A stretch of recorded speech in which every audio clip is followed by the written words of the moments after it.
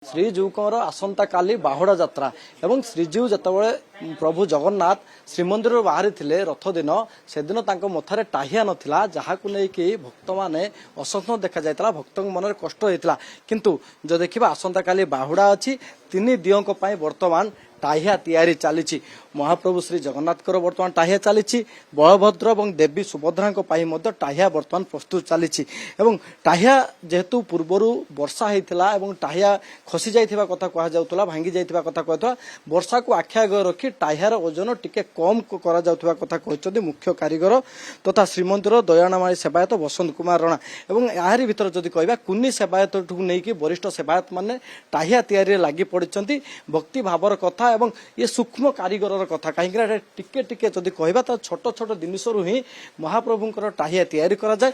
ଏବଂ ଆପଣ ଦେଖୁଛନ୍ତି କାଲି ସକାଳ ସୁଦ୍ଧା ତିନି ଦିଅଙ୍କର ଟାହିଆ ପ୍ରସ୍ତୁତ ହେବ। ଏବଂ ଆମେ ଟିକେ ପ୍ରତିକ୍ରିୟା ନେବା ଯେ ମୁଖ୍ୟ କାରିଗର ତଥା ଶ୍ରୀମନ୍ଦିର ଦୟାଣାମୟ ସେବାୟତ ବସନ୍ତ କୁମାର ରଣା ଅଛନ୍ତି। ଆଜ୍ଞା, ଓଟିଭିକୁ ସ୍ୱାଗତ। ଆସନ୍ତା କାଲି ମହାପ୍ରଭୁଙ୍କର ବାହୁଡ଼ା ଯାତ୍ରା, ତିନି ଦିଅଙ୍କ ପାଇଁ ଟାହିଆ ତିଆରି ଚାଲିଛି, କେତେ ବାଟ ଯାଏଁ ପ୍ରସ୍ତୁତ ଗଲାଣି?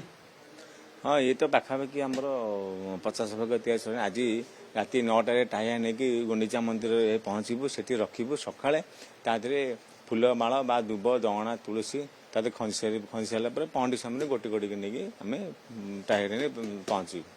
ବର୍ଷା ସମୟରେ ରଥ ଦିନ ଯୋଉ ଦୃଶ୍ୟ ଦେଖାଗଲା ଯେ ଶ୍ରୀ ଜଗନ୍ନାଥଙ୍କ ମୁଣ୍ଡରେ ଟାହିଆ ନଥିଲା, ଭକ୍ତମାନେ ବିଭୋର ହେଲେ, ଦୁଃଖ ପ୍ରକାଶ କଲେ ଯେ ତାକୁ ଆଖି ଆଗରେ ରଖି ଟାହିଆର ଟିକେ ଓଜନ କମି ଦିଆଯାଇଛି ବୋଲି କହୁଥିଲେ। ହଁ, ଟାହିଆଟା ଯେହେତୁ ଯେଉଁ ଫୁଲଟି ତା ଦେହରେ ଟାହିଆରେ ଖଞ୍ଜାଯାଏ, ସେ ଟାହିଆରେ ପ୍ରଚୁର ଫୁଲ ଦିଆଯାଏ। ଏବେ ତ ସେ ଆଗ ଅପେକ୍ଷା ଫୁଲ ଦିଆଯାଉନି। ପୂର୍ବରୁ ଯେଉଁ ଟାହିଆଟା ଆମେ ପିଲା ଯେଉଁ ଦେଖିଛୁ, ୟା ଦେହରେ ବହୁତ ଗଜରା ମାଳ ମଧ୍ୟ ଲାଗିଯାଏ, ମଲ୍ଲି ଆଉ ଜୁଇ ଫୁଲ ମାଳ ଏବଂ କଦମ୍ବ, ଓରିଜିନାଲ କଦମ୍ବ ଫୁଲ ମଧ୍ୟ ଖଞ୍ଜାଯାଏ। କିନ୍ତୁ ସେ ସମୟରେ ଯେଉଁ ଟାହିଆର ଯେଉଁ ଓଜନ ଥିଲା, ବର୍ତ୍ତମାନ ସବୁ ଟାହିଆର ଓଜନ ବହୁତ ଆକାଶପତ୍ର, ସେ ଆଠୁ ଆହୁରି ଓଜନ ରଖାହେଉଥିଲା। କିନ୍ତୁ ବର୍ତ୍ତମାନ ସମୟରେ ଯେଉଁ ବର୍ଷାଟି ହେଉଛି, ବର୍ଷା ସକାଶେ ସୋଲ ତ ନିଶ୍ଚିତ ପାଣି ଭିଡ଼ିବ, ପାଣି ଭିଡ଼ିବାରୁ ବା ସୋଲ ଜରି ବାଉଁଶ ବେତ ଆଉ ଯାହା କ'ଣ ଅଛି, କିନ୍ତୁ ଯେହେତୁ ତୁଳସୀ ମାଳ ରହିଲା, ଫୁଲ ରହିଲା, ପାଣି ରହିବାରୁ ପାଣିଟା କ'ଣ ଛାଣିକି ଯିବା ଦରକାର ନା, ପାଣି ହେଲା ମାନେ ତା ଜମିବା ସତ୍ତ୍ୱେ ଟାହିଆଟେ ବେଳେବେଳେ ଓଜନ ହେବ। ଏ ଓଜନ ସକାଶେ ଆମର ଟାହିଆଟା ବା ଭଗ୍ନ ଅବସ୍ଥାକୁ ଆସିଲା, ଫୁଲ ସୋଲ ସବୁ ଖସିଗଲା। ରଥ ଦିନ ବଳଭଦ୍ର ଏବଂ ସୁଭଦ୍ରାଙ୍କ ମୁଣ୍ଡରେ ଟାହିଆ ରହିଲା। ଜଗନ୍ନାଥ ଯେତେବେଳେ ଶ୍ରୀମନ୍ଦିରରୁ ବାହାରିଲେ ଟାହିଆ ନଥିଲା, ଯେ ପ୍ରକୃତର କାରଣ କ'ଣ? ଇଏ ଓଜନ ପାଇଁ ନା କ'ଣ? ଆପଣ ପୂର୍ବରୁ ଇଏ ଘଟଣା ଘଟିଛି ନା ପ୍ରଥମ ଥର ଜଗନ୍ନାଥ ବିନା ଟାହିଆରେ? ପୂର୍ବରୁ ମଧ୍ୟ ଟାହିଆ ଏମିତି ଲାଗିଥାଏ, ବର୍ଷାରେ ମଧ୍ୟ ଭାଙ୍ଗିଯାଏ, ଏମିତି ବାରମ୍ବାର ମଧ୍ୟ ଏମିତି ବହୁତ ଥର ହେଇଛି, ସେଥିରେ କିଛି ନାହିଁ। କିନ୍ତୁ ଯେହେତୁ ଟାହିଆଟା ଲାଗିଗଲା ଭିତରେ, ଆମକୁ ଯେତେବେଳେ ଡାକି ଆସିଲେ ଟାହିଆ ନେଇକି ଆସିବୁ, ସେତେବେଳେ ମହାପ୍ରଭୁ ଯେଉଁ ସ୍ଥାନରେ ପହଞ୍ଚିଲେ ଆମକୁ ଡାକିବା କଥା, ଆମକୁ ଡାକିଛନ୍ତି, ଆମେ ଆସି ଟାହିଆ ନେଇ ପହଞ୍ଚିଛୁ। ଜଗନ୍ନାଥଙ୍କ ଯେତେବେଳେ ବିରାଜମାନ ହେଇଥିଲେ ସେଇ ଜାଗାରେ କ'ଣ ହେଇଛି ନା, ଯେହେତୁ ବର୍ଷା ହେଉଛି, ତାଙ୍କ ଅପେକ୍ଷା ନାଲି କପଡ଼ା ଆସିବା ଦରକାର। ନାଲି କପଡ଼ା ବା ଖିଲାପି କୁହାଯାଏ। ସେ ଖିଲାପିଟା ମୁଣ୍ଡ ଉପରେ ପଡ଼ିଲେ ବର୍ଷା ପାଣି ତାଙ୍କ ଦେହରେ ପଡ଼ିବନି। ସେଥିପାଇଁକା ସେ ଖିଲାପି ଆଣିବା ସମୟରେ ଯେଉଁ ସମୟଟି ଲାଗିଲା, ଗୋଟିଏ ଖିଲାପ ସବୁବେଳେ ପାଖରେ ସବୁବେଳେ ନିୟୋଜିତ ଥାଏ। ଯଦି ବାଇଚାନ୍ସ ଆଉ ଏକ୍ସଟ୍ରା ଦରକାର ପଡ଼ିଲେ ଆଉ ଗୋଟେ ଏକ୍ସଟ୍ରା ଆଣିବାକୁ ସେଠି ଗଲାକୁ ଯାହା ତ 10 ମିନିଟ୍ 15 ମିନିଟ୍ ଲାଗିବ ନା, ପାଖରେ ତ ସେଇଠୁ ଚାଲିକି ତ ଭିଡ଼ ଭିତରେ କାଟିକି ଆଣିବାକୁ ଯିବ। ସେଇ ସବୁ ଆଣିବା ଭିତରେ 15-20 ମିନିଟ୍ ଭିତରେ ଯେଉଁ ପାଣିଟା ବର୍ଷା ହେଲା, ପାଣି ଖାଇଲା, ସେଇ ସବୁ ପାଣି ବେଳେବେଳେ ସେ ଓଜନ ହେବାକୁ ବସିଲା। ଯେତେବେଳେ ଟାହିଆ ଲାଗିଛି, ତାଙ୍କ ମୁଣ୍ଡରେ ଲାଗିଛି, ସେ ଯେତେବେଳେ ଲାଗି ହେଲେ ପାଣି ବର୍ଷା ହେଉଥାଏ କଣ୍ଟିନ୍ୟୁ, ପାଣି ଖାଇଲାକୁ ସେଇ ଯେଉଁ ଜଏଣ୍ଟ ଜାଗାଟା ସେଇଠୁ ଖସିଗଲା। ଯେଉଁ ଖସିଗଲା ଓଦା, ଯେହେତୁ ଏଥିରେ କୌଣସି ତାର ଲାଗିନି କିମ୍ବା ପ୍ଲାଷ୍ଟିକ ଦଉଡ଼ି ଲାଗିନି, ଆମର କଦଳୀ ପଟ ଧରେ ସେଇଟା ବନ୍ଧା ହୁଏ। ସେ ଯେଉଁ କଦଳୀ ପଟେ ବନ୍ଧା ସମୟରେ ସିଏ କ'ଣ ହେଇଛି ନା ଫିଟି ଯାଇଛି ବା ଖସି ଯାଇଛି। ଶ୍ରଦ୍ଧାଳୁ ଭକ୍ତମାନେ ଜାଣିବା ପାଇଁ ଚାହୁଁଛନ୍ତି ଯେ ଟାହିଆ ପ୍ରକୃତରେ କେମିତି ପ୍ରସ୍ତୁତ କରାଯାଏ, ଟାହିଆରେ କ'ଣ କ'ଣ ଜିନିଷ ଲାଗେ, କେତେ ସୂକ୍ଷ୍ମ କାମ ହୁଏ? ଏତେ ବହୁତ ସୂକ୍ଷ୍ମ ଜିନିଷ କହିବାକୁ ଗଲେ ସୋଲ ଗୋଟେ ଜିନିଷ। ସେ ସୋଲଟିକୁ ମାନେ ଆମେ ଛୁରୀ ଧରେ ପୁରା ପତଳା ପେପର ଭଳିଆ କାଟିଥାଉ। ପେପର ଭଳିଆ କାଟିକି ତା ଦେହରେ ଜରି ଏବଂ ଯେଉଁ ରଙ୍ଗଟି ମହାପ୍ରଭୁଙ୍କ ବର୍ଣ୍ଣଙ୍କ ଲାଗି ଯେଉଁ ରଙ୍ଗ କରାଯାଇଛି, ହିଙ୍ଗୁଳ ହରତାଳ କୌଣସି କେମିକାଲ ଜିନିଷ ବ୍ୟବହାର କରାଯାଏନି। ଏଥିର ସବୁ ଦେଶୀ ଜିନିଷ, ଯାହା ପାରମ୍ପରିକ ରହିଛି ଦେଶୀ ଜିନିଷ। ଯେଉଁ ଅଠାଟି ବ୍ୟବହାର କରାଯାଏ ସେ ହେଉଛି କଇଁଥ ଅଠା, କୌଣସି କେମିକାଲ ଜିନିଷ ନୁହେଁ କି କୌଣସି ଫେଭିକାଲ ଜିନିଷ ନୁହଁ, ଏଇଟା ହେଉଛି କଇଁଥ ଅଠାର ଜିନିଷ। ହେଉଛି ସବୁ ସେଇ ପାରମ୍ପରିକ ଅନୁସାରେ ଆମେ ଭେଷ ଯେମିତି ପ୍ରସ୍ତୁତ କରିବେ, ସେମିତି ଟାହିଆ ମଧ୍ୟ ଏମିତି ସୋଲ, ଜରି, କଇଁଥ ଅଠା, ବେତ, ବାଉଁଶ ଏଇ ଜିନିଷରେ ଆମେ ଟାହିଆଟି ପ୍ରସ୍ତୁତି କରିଥାଉ। ତା ସହିତ ହେଉଛି ଫୁଲ ମାଳ ଏବଂ ରଙ୍ଗଣୀ ଆଉ ତା ଦେହରେ ରହିଲା ଦୁବ ଦଅଁଳା ଶୁକୁଳ ମାଳ ଏସବୁ ଜିନିଷ ବ୍ୟବହାର ମଧ୍ୟ କରାଯାଏ। ଟାହିଆରେ ମଧ୍ୟ ଆମେ ପ୍ରତି ପାର୍ଟ ରଖାହେଇଛି। ଯେମିତି ଉପର ଭାଗରୁ ଆସିବା ପାନପତ୍ର ଅମୃତଭୁଣ୍ଡି କଦମ୍ବ ଫୁଲ ତା ପାଖରେ ପାନ ଖିଲ ତା ତଳକୁ ହେଉଛି ରଙ୍ଗଣୀ ସୋଲରେ ରଙ୍ଗଣୀ ଏବଂ ଚଉକ ପାଖୁଡ଼ା ତୀର ନଳିଘର ଏଇସବୁ ଜିନିଷ ଲାଗିକି 5 ଭାଗରେ ମାନେ 5ଟା ଥାକ ରଖାହେଇଛି। 5 ଥାକରେ 5 ପ୍ରକାର ଜିନିଷ ତିଆରି କରି ଆମେ ଲଗେଇଥାଉ।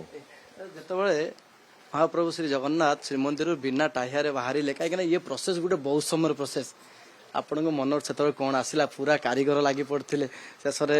କାରଣ ମୁଁ ଟାହିଆଟେ ଦେଇ ସାରିଲା ପରେ ମୁଁ ଘରକୁ ପଳେଇ ଆସିଥିଲି। ଯେହେତୁ ରାତି ଅନିଦ୍ରା କାମ କରୁଥିଲି ବହୁତ ବାଧା ଲାଗୁଥିଲା।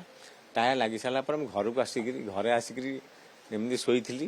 ଟିଭି ମାଧ୍ୟମ ଦେଖିଲି ମହାପ୍ରଭୁ ସିଂହଦ୍ୱାରକୁ ଆସିଛି, ଟାହିଆ ତାଙ୍କ ମୁଣ୍ଡ ଉପରେ ନାହିଁ।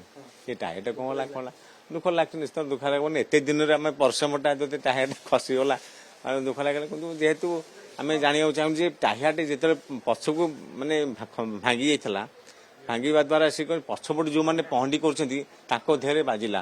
ଯେହେତୁ ଟାହିଆ ଯଦି ନ କଢ଼ା ହୁଏ ମହାପ୍ରଭୁ ଆସିପାରୁନାହାନ୍ତି। ମହାପ୍ରଭୁ ଆସିବା ପାଇଁକା ବାଧା ସୃଷ୍ଟି ହେଲା ଯେହେତୁ ଟାହିଆଟା ବାଜିଲା ବୋଲି, ସେଥିପାଇଁକା ସେ ଟାହିଆଟା କାଢ଼ି ଦେଇଛନ୍ତି।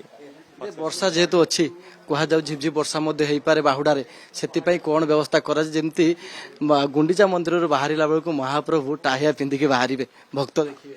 ସେଥିପାଇଁକି ଆମେ ଟାହିଆଟା ଯେମିତି ଯେଭଳିଆ ବନ୍ଧା ହେଇଥିଲା ଆହୁରି ମଧ୍ୟ ଶକ୍ତ ଭାବରେ ବନ୍ଧିବା ପାଇଁ ଆମେ ଆହୁରି ଜୋର ମଧ୍ୟ ଚେଷ୍ଟା କରୁଛୁ, କୌଣସି ବିଘ୍ନ ନ ଘଟିବ ବୋଲି। ସେଥିପାଇଁକା ତା ସହିତ ମଧ୍ୟ ହେଉଛି ଆମର ଯେଉଁ ଫୁଲ ଯାହା ରଖାଯାଉଛି ସେ ଫୁଲଟା ଯେମିତି ଅତ୍ୟଧିକ ବେଶୀ ଆକାର ରହିଲା ବେଶୀ ଓଜନ ହେଉଛି। ସେଥିପାଇଁକା ପଦ୍ମ ଫୁଲ ହେଉଛି ବେଶୀ ଓଜନ ହେଉଛି। ଆମେ ପଦ୍ମ ଫୁଲଟାକୁ ବନ୍ଦ କରିଦେଲୁ ଅଳ୍ପ ଲଗେଇବା ପାଇଁକା। ତୁଳସୀ ଆଉ ଶୁକୁଳ ମାଳ ଯୋଉଟା ହାଲୁକା ମାଳ ହେଉଛି, ଯୋଉ ଆମର ହେଉଛି ମାଳତୀ ମାଳ ମଲ୍ଲି ମାଳ ହାଲୁକା ଫୁଲ ସବୁ, ସେଇ ଫୁଲ ଲଗେଇବା ପାଇଁ ଆମେ ତୁଳସୀ ଟିକେ କମ ରଖିବା ପାଇଁ ଯେମିତି ହାଲୁକା ଆସିବ, ଯେମିତି ମହାପ୍ରଭୁଙ୍କ ଟାହିଆରେ କୌଣସି ଇଏ ନ ହୁଏ। ଯାହାହେଲେ ସିନା ମହାପ୍ରଭୁଙ୍କ ଇଚ୍ଛା, ଆମେ ଚେଷ୍ଟା କରିବା। ମହାପ୍ରଭୁଙ୍କ ଯଦି ଇଚ୍ଛା କଲେ ସିଏ ଲାଗିକି ଆସିପାରିବ, ତାଙ୍କ ଇଚ୍ଛା ଯାହା କରିବେ। ଇଏ ମହାପ୍ରଭୁଙ୍କ ଇଚ୍ଛା ଥିଲା ତାହେଲେ? ମହାପ୍ରଭୁଙ୍କ କିନ୍ତୁ କହିପାରିବୁନି, ଯେହେତୁ ସବୁ ମହାପ୍ରଭୁଙ୍କ ଇଚ୍ଛାରେ ରଥ ଚାଲୁଛି। ମହାପ୍ରଭୁଙ୍କ ଇଚ୍ଛାରେ ସେ ପହଣ୍ଡିକିରି ଯେହେତୁ ରଥ ଉପରେ ଯାଉଛନ୍ତି, ଘଣ୍ଟା ଘଣ୍ଟା ରହିଯାଉଛନ୍ତି। ସମସ୍ତେ ଚେଷ୍ଟା କଲେ ଯେ ମହାପ୍ରଭୁ ଉଠୁନାହାନ୍ତି। ସମସ୍ତେ ଏଠି ଶହ ସେବକ ଲାଗି ମତେ ତାଙ୍କୁ ଉଠିବାକୁ ଚେଷ୍ଟା କରୁଛି, ଉଠୁନାହାନ୍ତି। ଯେହେତୁ ଗୋଟେ କରରେ ରହିଯାଉଛନ୍ତି, ସେ ମହାପ୍ରଭୁଙ୍କ ଇଚ୍ଛା ନହେଲେ ଆମେ କଣ କରିବା?